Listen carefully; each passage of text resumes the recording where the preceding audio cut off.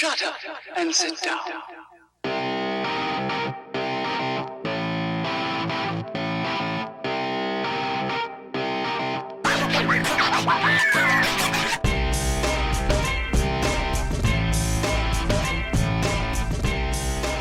Our guest today spent more than a decade as a quarterback in the NFL, playing for the Seahawks, Bengals, Lions, and Cowboys. He's a native of Tacoma, Washington, and played his college days at Central Washington University, where he was a 4-year starter. After his NFL career, he became a head football coach at his high school alma mater in Washington State, and in 2015, he became a head coach at Waxahachie High School in Texas. He spent 2019 as the quarterback's coach for the Dallas Cowboys, and in March of 2020 was named the head football coach at Burleson High School in the DFW metroplex. Jon Kitna, welcome to the Quarterback Room on Sports One. No, thanks for having me on.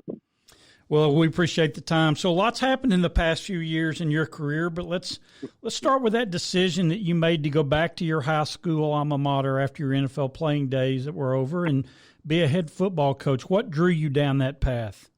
Yeah, my wife and I, we got married when I was in college. When we were both in college, she was just finishing up, and both of us are educators and coaches, and that's been our dream forever, is to teach and coach and have an impact like the coaches that we had when we were growing up and in high school and stuff like that. And then along that path, when I was in the NFL in 2002, I had a coach give me a book called Season of Life, and it was basically a man that followed a football team in Baltimore that had an assistant coach on it named Joe Ehrman.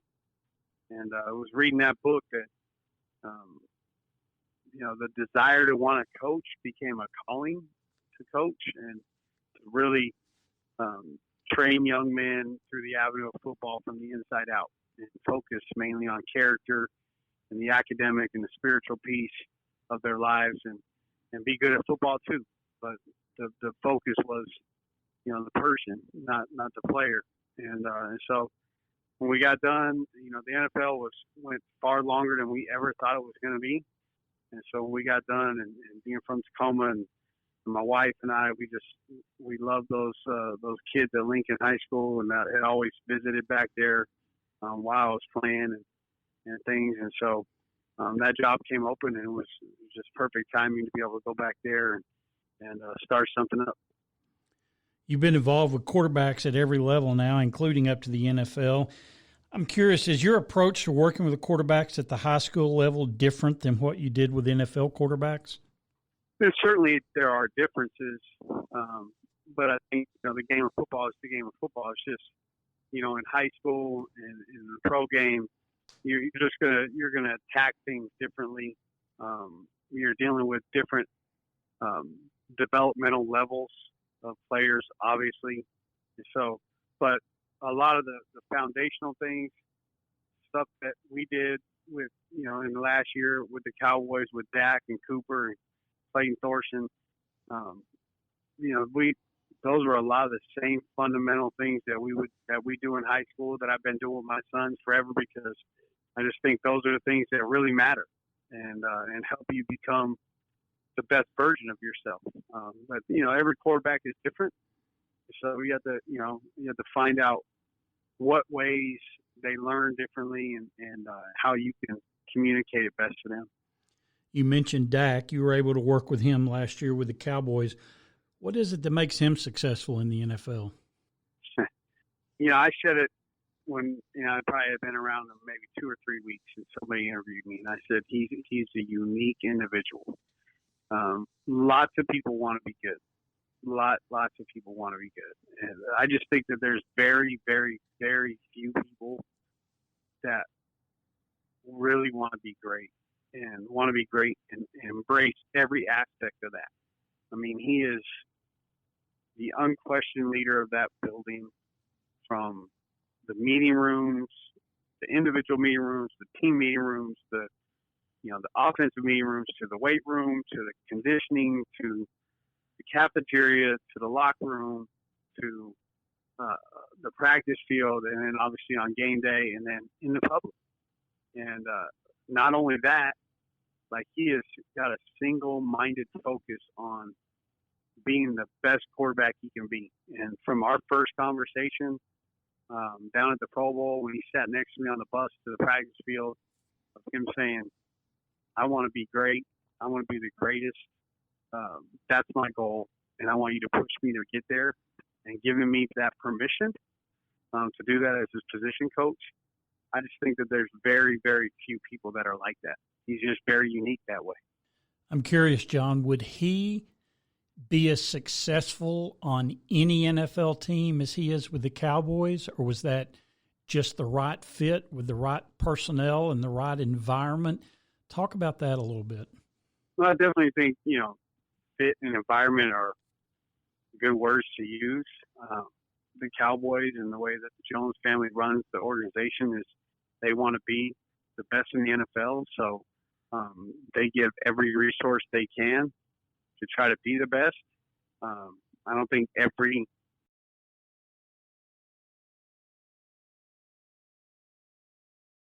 franchise in the NFL is that way. And so I certainly think that that's a key component. But I'll say this.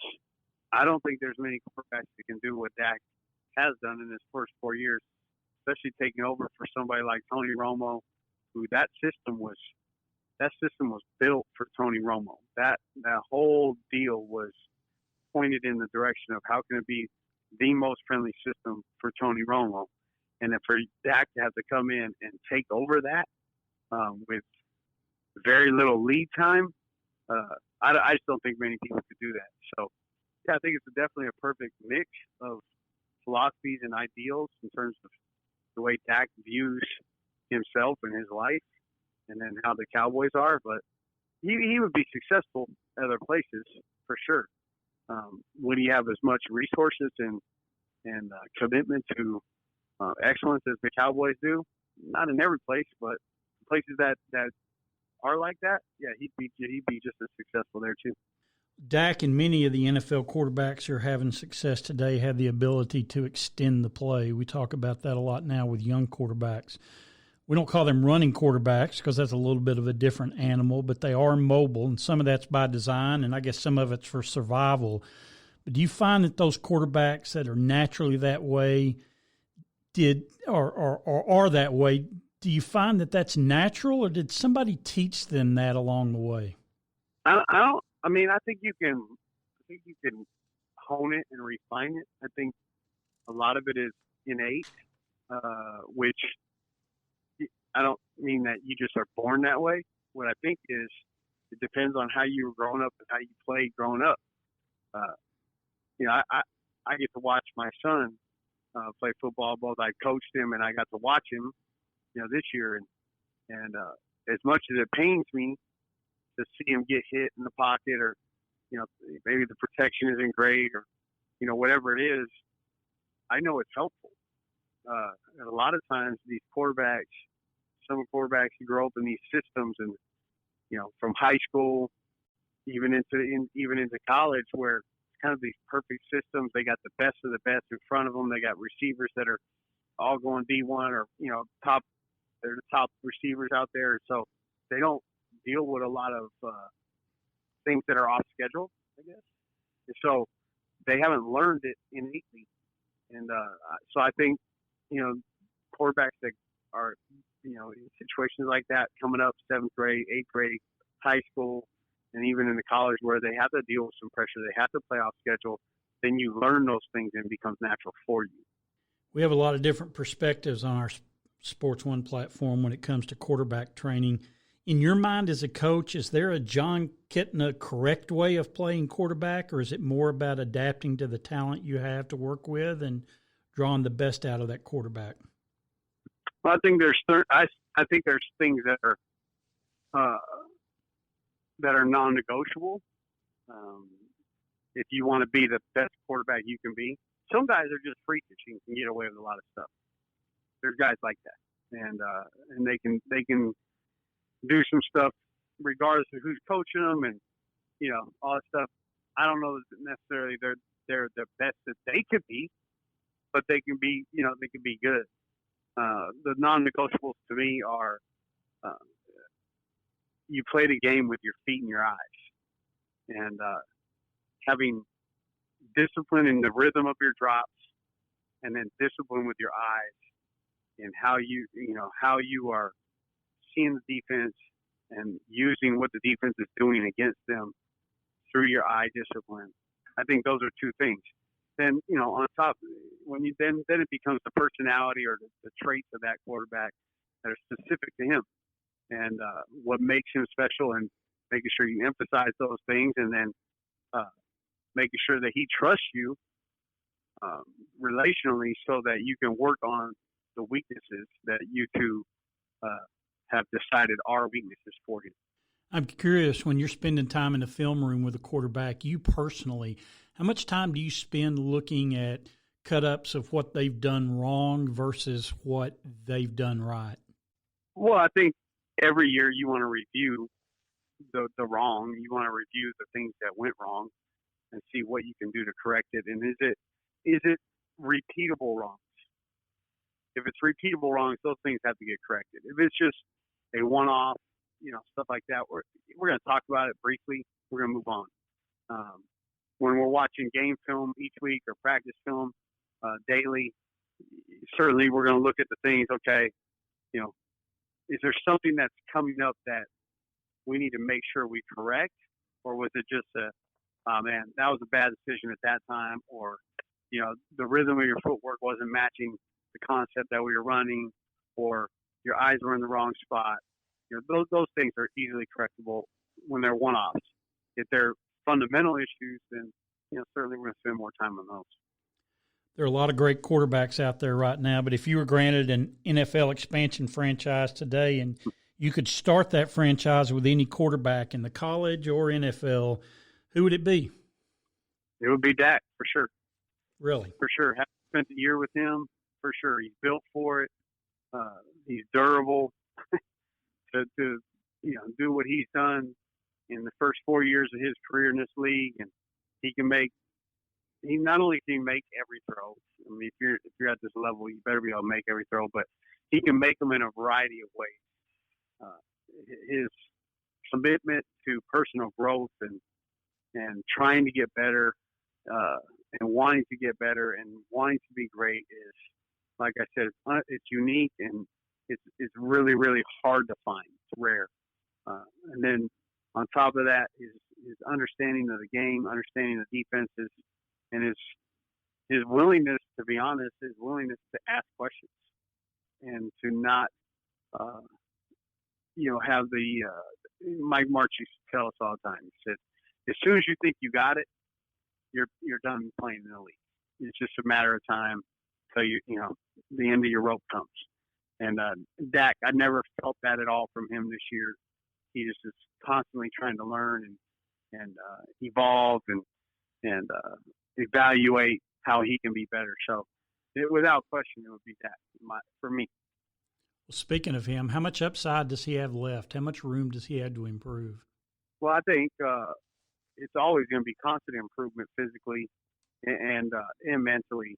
And then, really he's been dealing with, a receiving core that's been ever changing. And, now that they got Amari signed, he's going to have his top two wideouts are going to be back. They got Blake Jarwin under contract. Obviously, Zeke is under contract, so not going to have to deal with any of that stuff. So now you're going to get to see, continuity of personnel and system moving forward with Kellen still being there, and then adding what Mike does and how friendly Mike's offenses are for quarterbacks. So it's hard to say he's going to get better because last year was pretty special, but I still think he is going to get better. Let's go back to the high school level. You mentioned coaching your son earlier. Jalen's a highly touted quarterback in his own right, and you're going to be able to coach him this next year at Burleson. Aside from the fact you got a pretty good quarterback on your team, what's it like as a dad to be able to coach your son in this situation? Yeah, it's special. I already coached my older son who's playing in college and had a chance to do that. And I thought he said it best as he was in his senior year, and just wild success his junior year, great success his senior year. And he said it best to my other sons and to some other kids that, were going to be coached by their dads. And, the dads and the kids were asking that question. And he said, about the middle of his sophomore year, when he decided, or when he figured out, when we're at practice or we're in games or we're talking ball, that's coach, that's not dad. And he had to make that switch. That he said, then it became really enjoyable, and it was just a blessing. And it's been a huge blessing for me. My sons have all chosen to be quarterbacks. Wasn't something I wanted or anything like that, but they've all chosen to do that. And even my daughter has chosen to be in the football world, as she's working with the equipment staff at ASU. But it's a special time. And, each one of them is different. As we all know, when you're raising kids, your kids are all different. And Jalen is certainly the engineer mind, wants to know why for everything. And if you can explain the why to him, he plays with great conviction and has very little indecision. Talking about high school football in general, I don't have any numbers to back this up, but it just appears in general that we may see some coaches moving back to a little bit more of a balanced attack on offense, maybe not throwing as much as they have in the past. Do you see that? Is there a sea change in high school football now, or does it generally depend on what kind of athletes you have at a particular school dictating the offensive scheme? I think that's a great question. And for sure, football is cyclical, right? And I get a chance to go and spend time with coaches. They'll bring me in. They want to talk about offensive ball. So I'll come in with high school staff and go and have a chance to talk with them or whatever. And my number one thing is, whatever you decide you're going to run, make sure you can teach it. And so often coaches are going out and they see somebody else's, Denton guy, or they're going to run their pin and pull system, and they're going to run it till the cow comes home, and that's great, but you got to be able to teach that.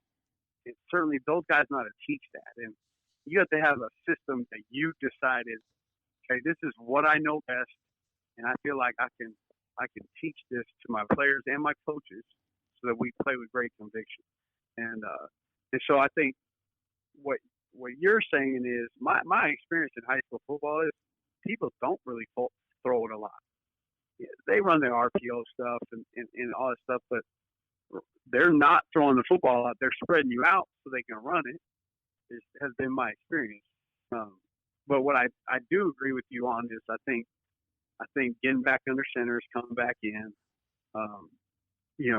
putting a fullback or put two tight ends in a game, or using a tight end and getting, that downhill running game is starting to come back in, because people have learned to play, they've learned to play kind of the zone read stuff and things like that. So again, you're just always constantly adapting and doing things. But I certainly do think that in high school, especially, you better be ready to coach who comes through your doors. And, for us, we were a shotgun team and doing those things. And then, man, we ran into some struggles where our center was kind of having trouble just being consistent. So we took the whole offense under center, the next week, and it's the same offense. We just put it under center, and you got to be able to make those adjustments, because at the end of the day, your job is, whoever comes through those doors offensively, your job is to put the ball across the goal line, and you got to figure out how you can do that. And now, if you got just the best offensive line and you got some dudes and all, okay, that's great. But what happens when you don't? You still your job to put it across the goal line. So you got to figure out, is that throwing it? Is that screen? Is that, the run game? Is that pin and pull? Is that zone?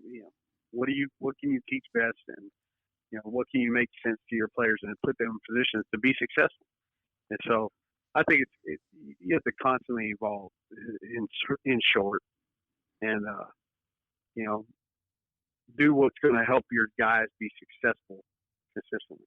Let's move away from X's and O's just a little bit. You know, in high school football, your athletes obviously aren't getting paid like they are in the NFL. And in high school, you're dealing with parents and teachers and school administrators, and I'm sure a lot more.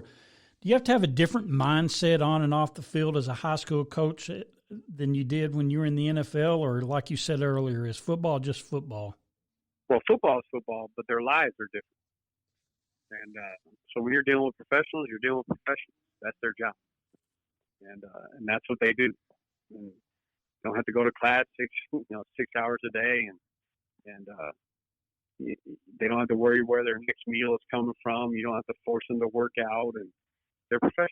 And in high school, you're dealing with a lot of different factors, and so you have to be mindful of that. And that's why, one of the 4 pillars of manhood for us and my staff is empathizing with others. And one of the things we ask our coaches, we're looking for 3 things. Can he reach kids? Can he teach kids? And can he demand from kids? And we think it's in that order. And so we ask our coaches to really, understand who that kid is and get to know what makes him tick, what's his home life like, what kind of things, if there are going to be issues, are going to pop up. And I think a lot of that translates to a pro level, but at the end of the day, those are pros, and they have a ton of pride, and they know how to block out distractions for the most part. Notwithstanding Dak, because he obviously is a pretty interesting and unique guy, the way he buys in. But in general, is it more of a challenge to coach professional players or high school players? Oh, high school players for sure. Just because, like I said, if you're just talking football, there's a lot of kids that play football. There's not a lot of football players. At the pro level, you're talking, these are football players. And as long as what you're saying, if they learn and they figure out this guy can help me be better, they'll listen to anybody. Doesn't matter. Male, female, black, white, does not matter. If you can help them get to the best of their ability, reach their potential, or prolong their career, or get to another level, then they're going to listen to you. And in high school, a lot of times they might listen to you, but they're listening to you for different reasons. And so, it's definitely, if you're just talking the football aspect, pro is easier in terms of that, because that's what they're there for. But if you're talking about the whole person, high school is easier, because it doesn't matter if they're just a football player or playing football. Every one of them is there because they want a relationship, and they want to grow, and they want to be a part of something. So that makes it easier on that level. Let's, as we wind down, I want to ask a couple of things, particular about quarterbacks. Are there things when you're training quarterbacks now that you're teaching that really just weren't on the radar when you were playing? And have you, second part of this, used any of the new technology that's out there like virtual reality? Yeah, I haven't come across the virtual reality stuff yet. Not because I don't want to. I just haven't been introduced to it, so I haven't seen it and had a chance to use it and all that stuff. I know people that I respect have used it and like it. At the high school level, of course, you're dealing with time crunch issues and parameters that are put on you. So, you don't necessarily have all that time and resources. But, I think the biggest thing is now, it's like if you're a quarterback and you're 13 years old, you better have a quarterback coach, and that's different. That's different, and I think that's it just has to make sure that there's a marrying of philosophies for what that kid is being told by his quarterback coach. That might be, obviously somebody that's hired outside of the coaches that are coaching them. And so a lot of times you get these kids that they can go out and run every drill and 7-on-7 and all that stuff, but they don't know how to run an offense and how to process plays and information. And I think that gets lost a little bit, which is a fun challenge for me. And it's the thing that I love doing the most with high school kids is really teaching them how to make the game simple. Yeah, we tell quarterbacks all the time, nobody's ever been all district in routes on air. Nope. It drives me nuts Yeah. to watch 7-on-7 things, not because I love 7-on-7, as long as you're doing it like it's a game, but to watch a quarterback catch the ball and immediately just start shuffling forward or not take a drop, and, his eyes are all over the place, and it's just, it's down to part, and I'm just like, nobody's getting better doing that, and I just think it hurts the kid. But, so it's unfortunate, but it is what it is. Well, it's all about habits, and in 7-on-7, it just seems there's no footwork whatsoever, and if that habit, develops, it's hard to break it when they get in your place. I mean, that's the bottom line. Yes, sir. Well, you've been around this game for a long time. We'll close out with this. Contact is different. What we do to keep the players healthy is different. The amount of time on the field is different, but football is still football. What is it these days that sort of drives you and gets you excited when you wake up in the morning about coaching football? Yeah, none of the on-field stuff, to be honest with you. Like the high school game, that's why I love it. I think the most impactful person in a young man, a young woman's life is going to be their coach. When you look at it, a youth pastor or even their parents, in the vast majority of cases, would die to have the amount of time that we have their undivided attention. And we only have that because we're their coach in a lot of cases. And so what drives me, what gets me out of bed, what keeps me up at night is just thinking about, man, how can I help this young man? Or how can I make it make sense to this young man? Or how can I reach this coach so that he reaches more of the young men that he has underneath him? But I take it very seriously, the fact that on average, we're going to have their undivided attention for 2.5 to 3 hours a day for the whole year. Obviously, during the season, that explodes, but in the off season, all stuff, we're going to have their attention. And so we better have something besides X's and O's to help train them with stuff that they're going to be able to use in whatever they do, occupationally and certainly in their home life as they grow up to become men. And so that's the thing that gets me up. Football, it's fun. I love it. It feels, it drives me to, try to help young men be the best they can be and all that stuff. But at the end of the day, I think people take it too seriously. I think it's become a god for a lot of people. But I'm going to use the fact that people take it too seriously to, try to help train characteristics and traits that I think make people successful young men as they grow. Jon Kitna, thank you for taking the time to join us at the Quarterback Room on Sports One. We appreciate it, and great luck this year. Thanks for having me. Whenever this stuff gets over, I'd love to have you come down to a practice sometime. Sounds great. Thanks, Coach. Thank you.